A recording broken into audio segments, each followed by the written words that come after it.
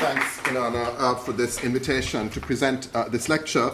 And congratulations, really, on the launch of this endeavor here at CRASSH.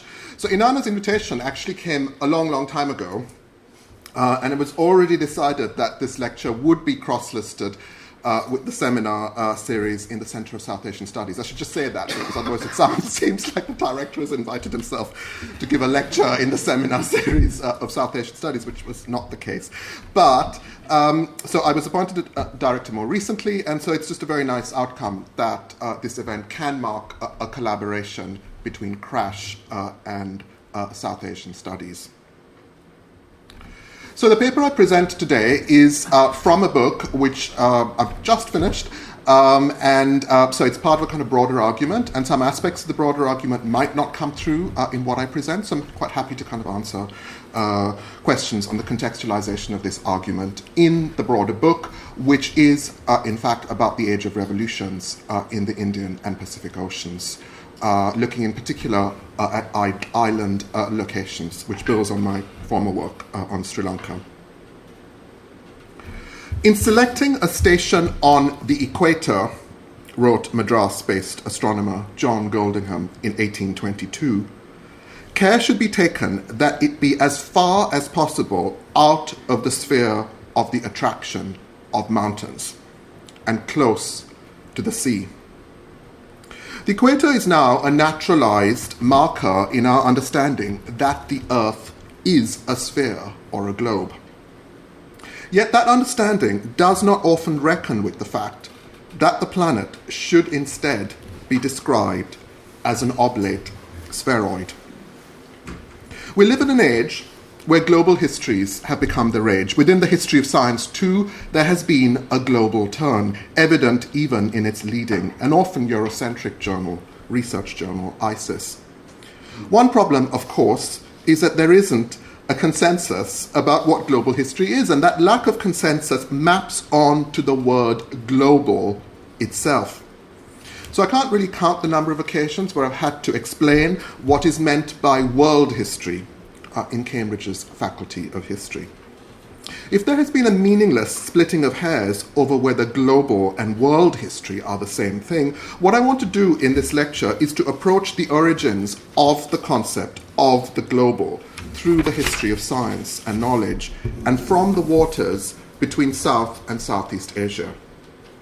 I want to historicize and denaturalize the global, to show how it was constructed, and to suggest that it carries on being constructed across disciplines, from the sciences to the humanities.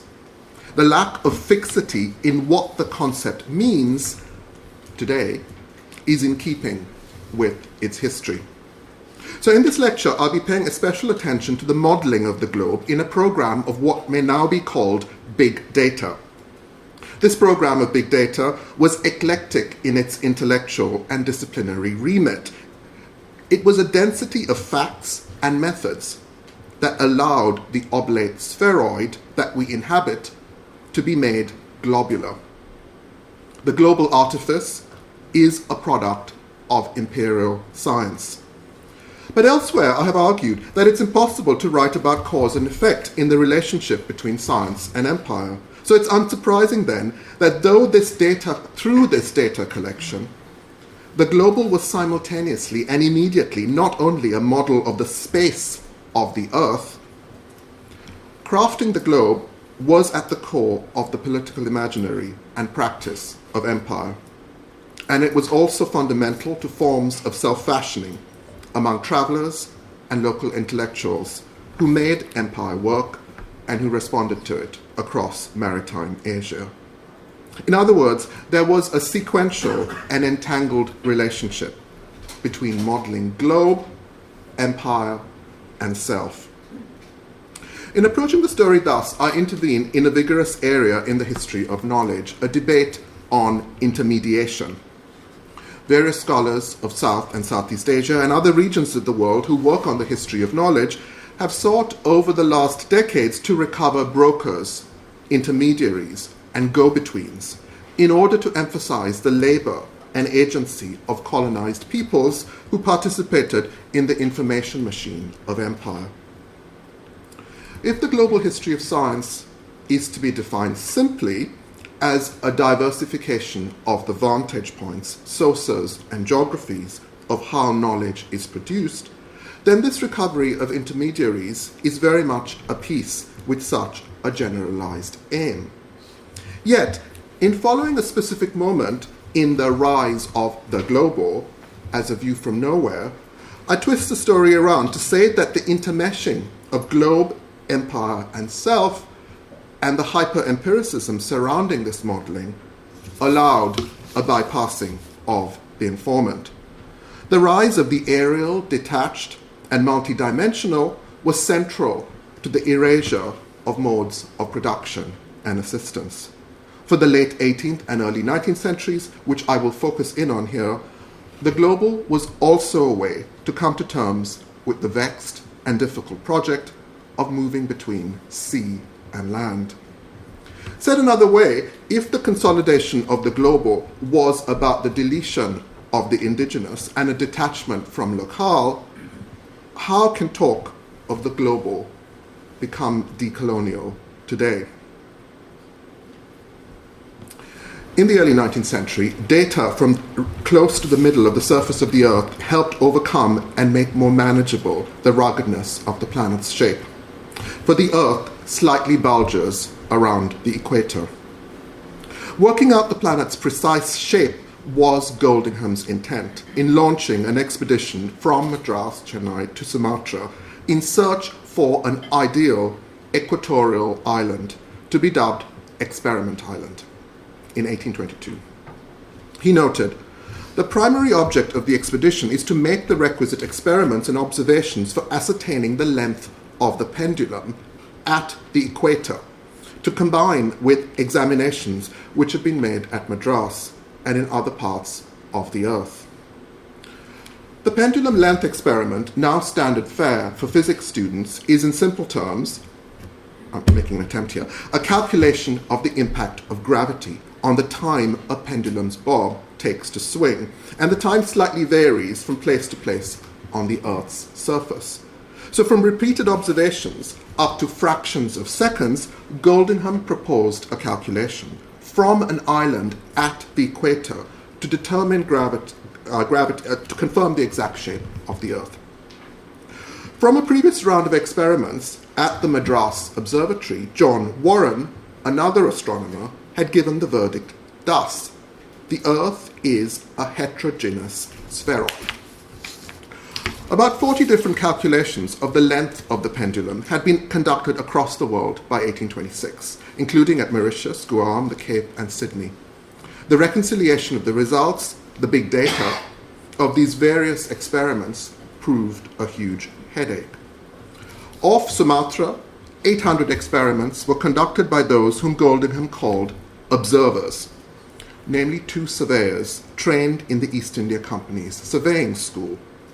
Peter Lawrence and John Robinson were trained for hours on end under his watch at the Madras Observatory before their departure. Lawrence had once been in trouble for, quote, constant intoxication. His superior asked for confirmation that he had indeed returned to habitual sobriety, consistent with a disciplined observer, in releasing him for service with Goldingham. In effect, Lawrence and Robinson had to create a composite in a system of data gathering, encompassing alongside humans the many scientific artifacts and instruments which accompanied them. Intoxication had to be disciplined. Despite the precise training and instruction, the expedition encountered severe obstacles. This shouldn't be a surprise, for here were observers seeking to study the Earth's shape at the boundaries of 2 of the planet's tectonic plates. An earthquake provided an alarming shock to the travelers whilst at Bengkulu. A severe squall overtook them after leaving there, forcing them to take refuge in the hold of the vessel. Fever was said to have affected every single member by the end of the expedition. The chosen site that became Experiment Island was the island of Gangsa Laut, just above the equator on the western coast of Sumatra and off present-day Pulau Pini. Is that clear? I think it might be. So this illustration of Experiment Island shows the party of investigators, 4 Europeans in hats, gesticulating and making plans before a line of white tents, before which, in turn, are a set of Asian assistants who are clothed in blue, probably Lascars, Asian sailors. The official papers noted, and I quote, the fear of attack by the Padris, a sect of, quote, Muslim fanatics. Now, so this is a reference to the early 19th century Pottery Movement, which was an accelerated program of religious revival, renewal in West Sumatra, an attempt to cleanse Islam of adat, or local customary law and practices, set off in one interpretation through the activity of returning Hajis. The Padri movement was concentrated in the highlands, and yet Padang, on the West Sumatran coast, close to the island chosen for experiments, had come under some Padri ideology and saw the arrival of anti-Padri refugees. When some Sumatran territories were retaken by the Dutch from the British in 1821, the Dutch sided with anti-Padri elements, especially traditional nobles. This context of conflict between the Dutch and Islamic reformers was perhaps why Stamford Raffles, of course he comes in, at this point Lieutenant Governor of Bengkulu, provided the party with a guard. Strikingly, the Padri movement did not make a mark on the expedition. This despite the fact that the sciences of logic were part of the program of scholarly renewal at its heart. Rather, the problem faced by Goldingham's expedition was the theft of instruments. Quote, savage inhabitants were blamed. They came on the pretense of fishing, quote, entered the tent and took the transit instrument, azimuth compass, circumferenter, and a small box belonging to Captain Crisp. From dark until daylight, Experiment Island was thus patrolled to keep visitors away. A second image shows this oblong, egg-shaped sort of island, layers of coast and vegetation leading to a central observation point in the center. So an idea of a scientific fortress was thus superimposed over a terrain where Islamic reform operated and where indigenous peoples took instruments, for instance, from Europe. This was what was needed to make the global.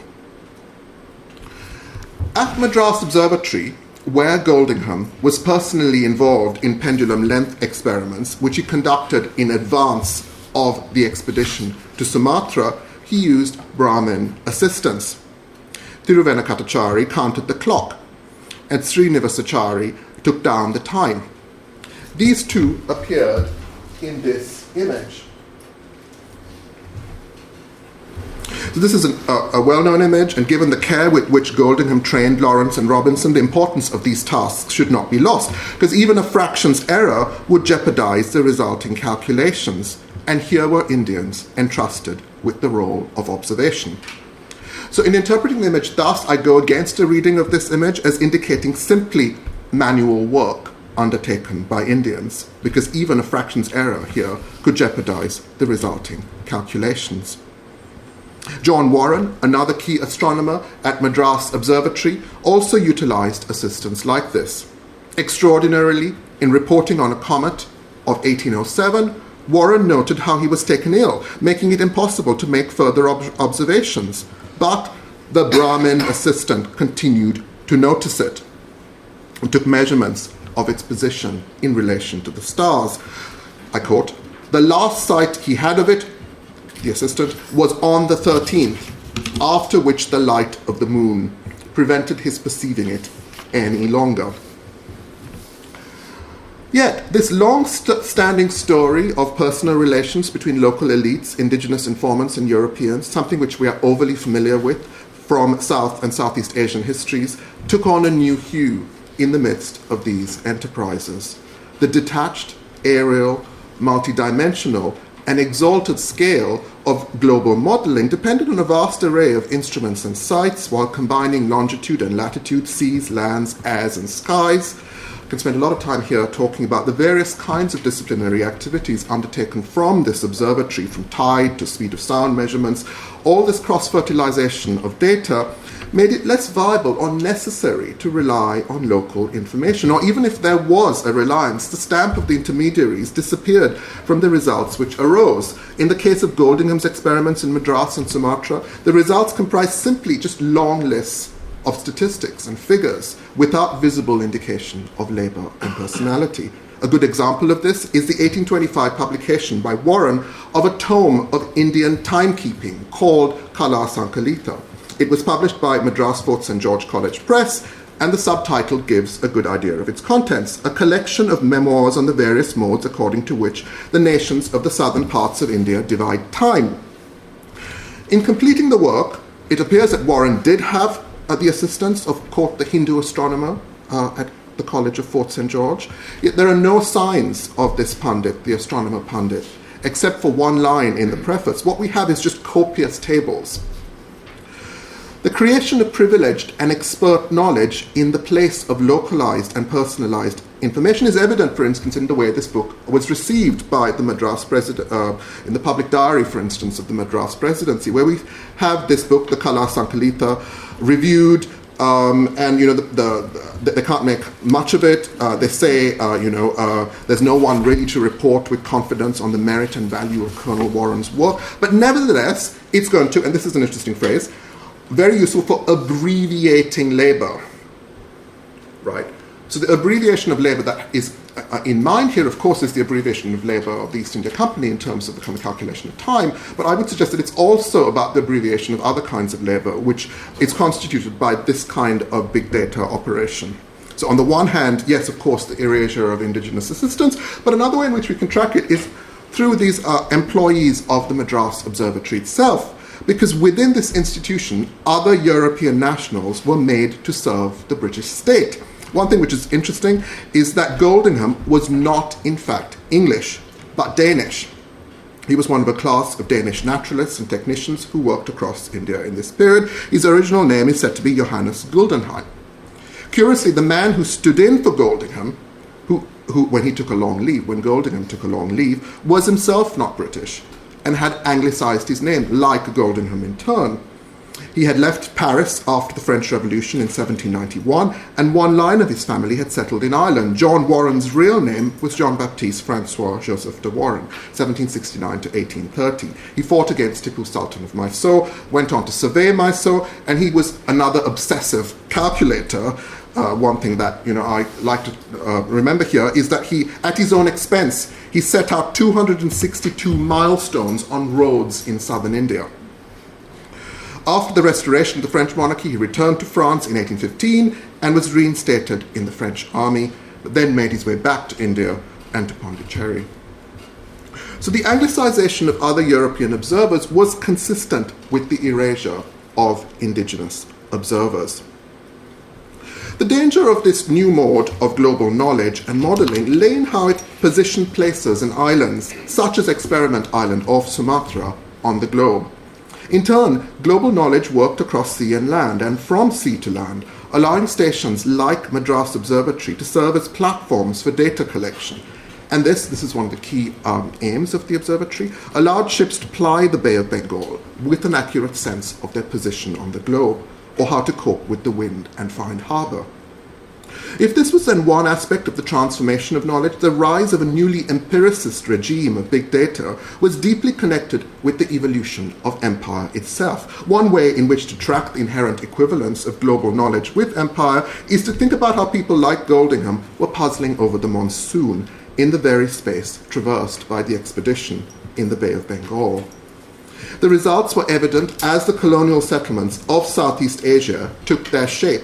They took form as a string of ports and water-facing settlements along the western coast, including Penang, Malacca, and Singapore. The pattern bore the imprint of the monsoon and the track of trade between India and China. The plotting of the monsoon was happening side by side with the planning of colonial way stations in a tempestuous sea. The voyagers and navigators in the Bay of Bengal in the employ of the East India Company, rather than the armchair philosophers in Europe, were key voices in this discussion and theorization or re-theorization of the monsoon in the late 18th and early 19th centuries.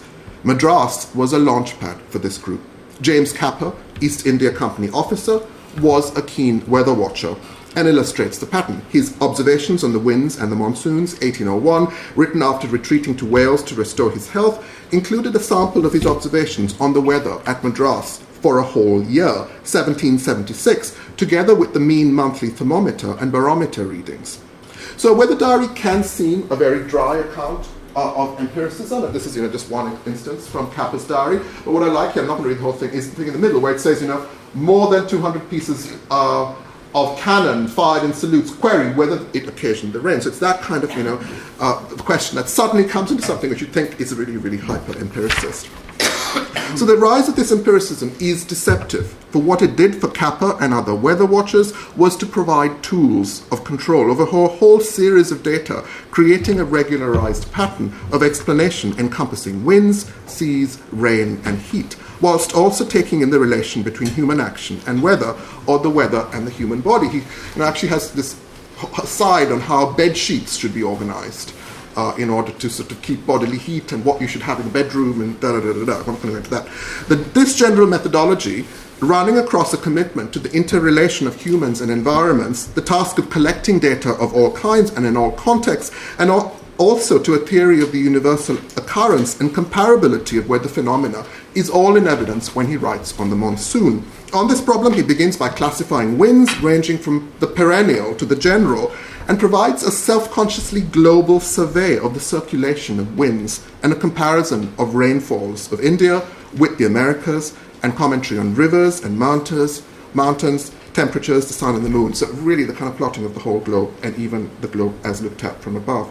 So this interrelation of data did not only propel empirical explanations of phenomena on and above water, such as the surf at Madras, for instance, or water spouts, which he writes on. Capper also moved into an account of the heat of the earth as generative of winds. This sense of the global, then, was about the planetary core. Electric fire, which exists in both the body of the earth and in the atmosphere, quote, when disturbed, like when a common fire is kindled, was thought by Capper to produce wind. Plotting data like this also allowed a rationalization of the world's geography. Capper advised the Bay of Bengal, this is the kind of pedantry that they were involved in, to which Madras opened, of course, should not be labelled a bay, but rather a gulf. The Bay of Bengal's ferocity was explained by how it shut things up. The northern Indian Ocean did not allow for the escape of the winds, generating the pattern of the monsoon.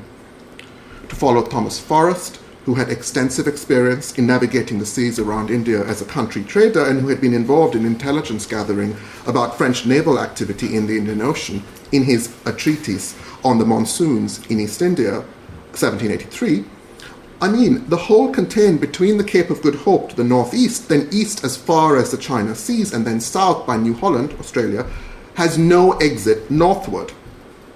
A great deal of this treatise, this time of Forrest, was devoted to delineating the correct tracks to be kept in navigating the Bay of Bengal in specific periods of the monsoon.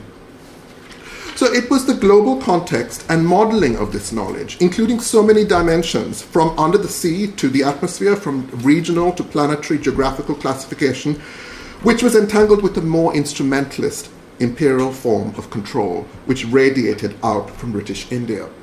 Britain's science and empire was co-creating long-lasting footholds down the eastern side of the Bay of Bengal, which contrasted with the mutating pattern of maritime states which existed prior to this time across the Malay world. In other words, the emerging model of knowledge and data was not only global, but also imperial and generative of empire and settlement.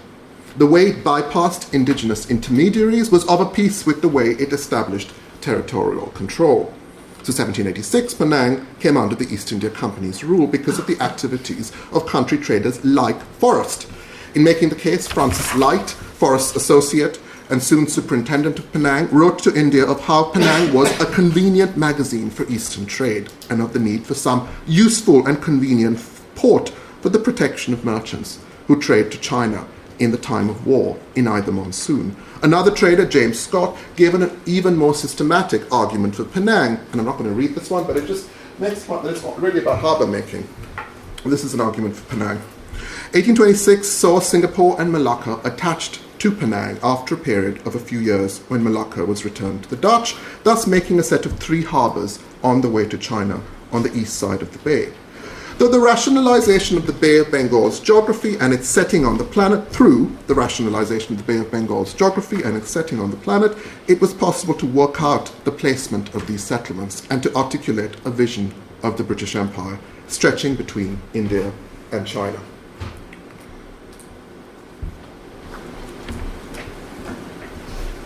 So it's easy to think that models are effective and totally transformative.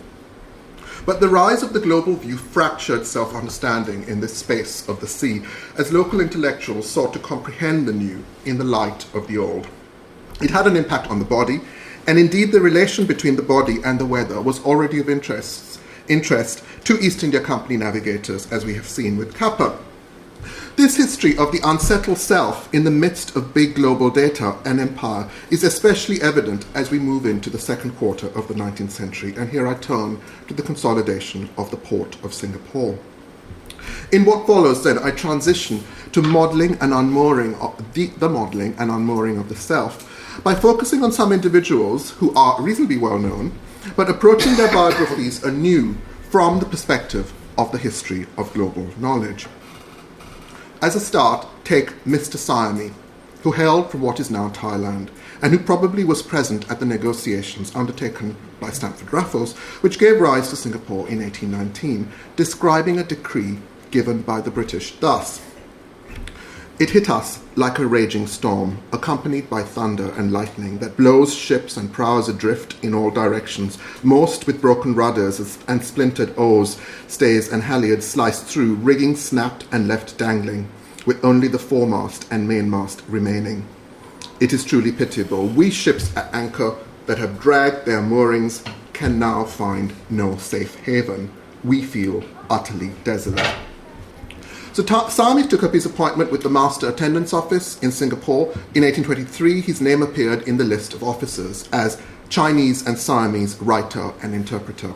Yet the decision of the directors of the East India Company to move the Master Attendant to Penang meant that this man, Siamese, lost his job, and this is why he felt so bitter, as a ship dragged across the sea without safety.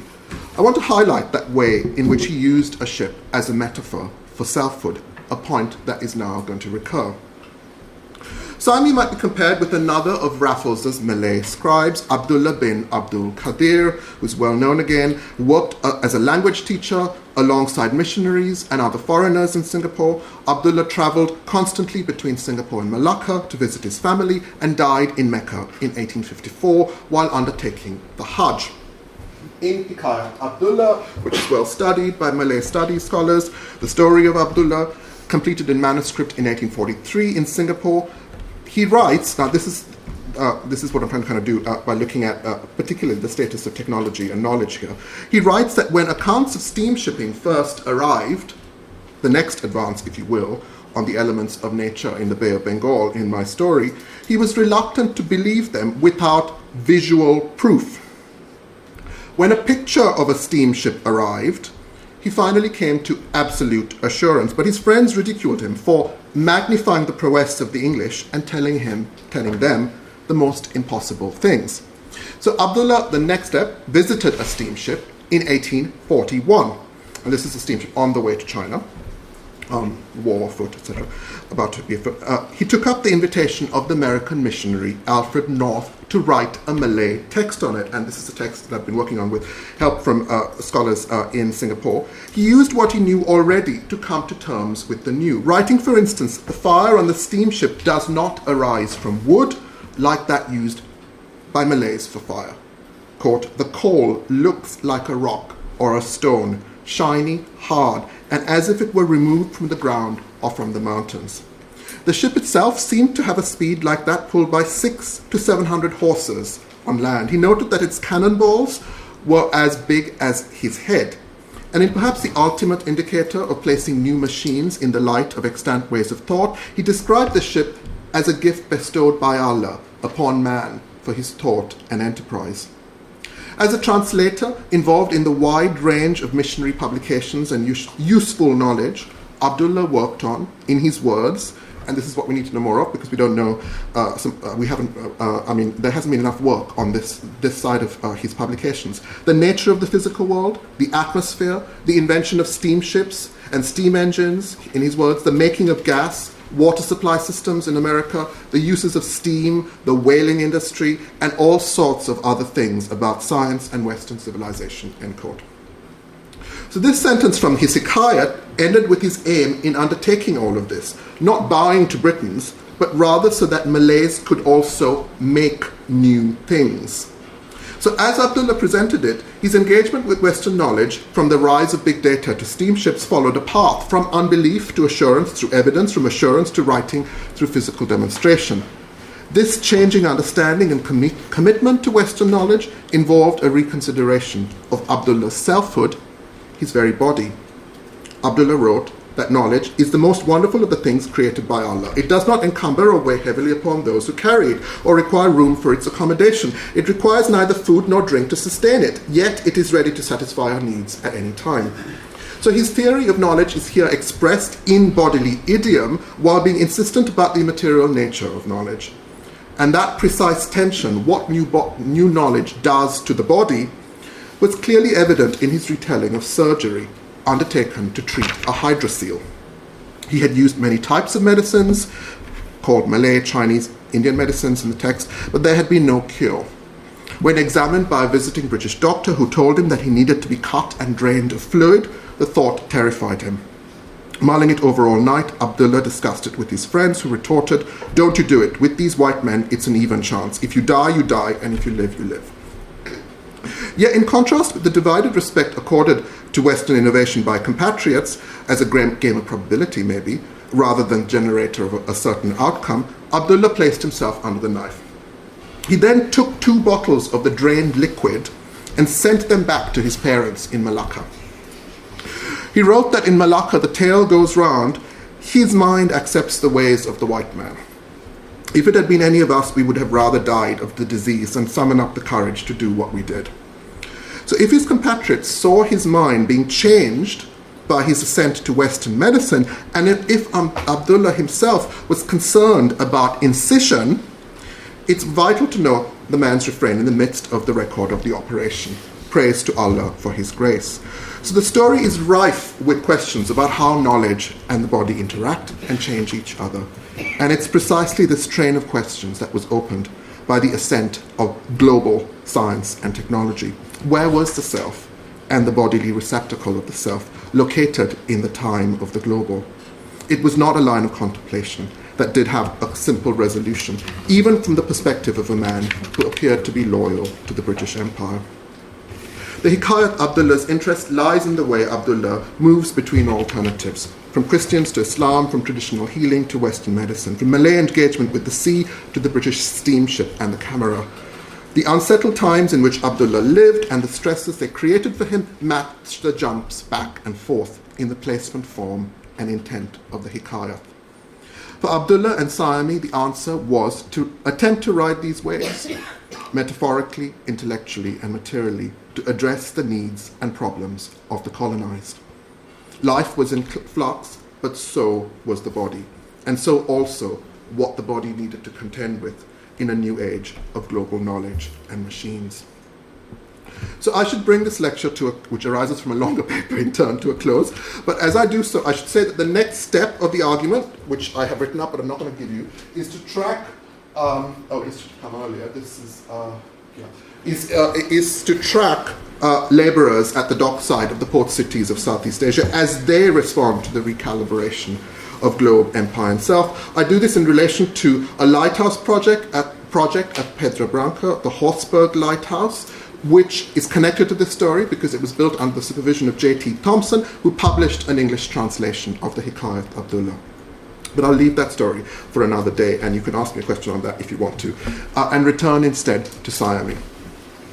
Unemployed Siami was well aware of the workings and contradictions of imperial free trade in Singapore. He wrote a poem, Trading, Selling and Buying in the 1820s, which was lithographed and recited aloud in the settlement. Before going into the details of a dispute between a Bugis shipmaster and Chinese and Indian merchants, which was presented as a ruling against the mariner, Siami noted, "Now the merchants are governing the land, a sign that the world has come to an end. Abdullah's writings can also be read for their critique of new styles of consumption. Of note is Malay poem On New Year's Day, which was published in Jawi in a Singapore periodical in 1848. This is not a simple account of merriment. Abdullah pointedly notes the commercialism of the New Year celebrations, writing of sack races. Now, there was another curious thing. People were going into sacks in pairs. For the sake of money, they were willing to put up with anything, so they hopped slowly on, each and every one of them. It isn't easy trying to get the white man's money. You're done in until your body is weary and worn, while your sweat perspires like beads of grain. Thus people rose and fell upon each other. The uproar thundered like a storm. Young, old, small, large went all a-grabbing, failing and rising on the grass. Some had their clothes torn, some had their hair rent askew. So as many recent writers have contended, and I build here on work in Malay studies, the older world of Malay connections, born of the sea, and this actually picks up Tim Harper's work here in Cambridge, definitely carried through into the 19th century, and so did South Asian connections with Southeast Asia.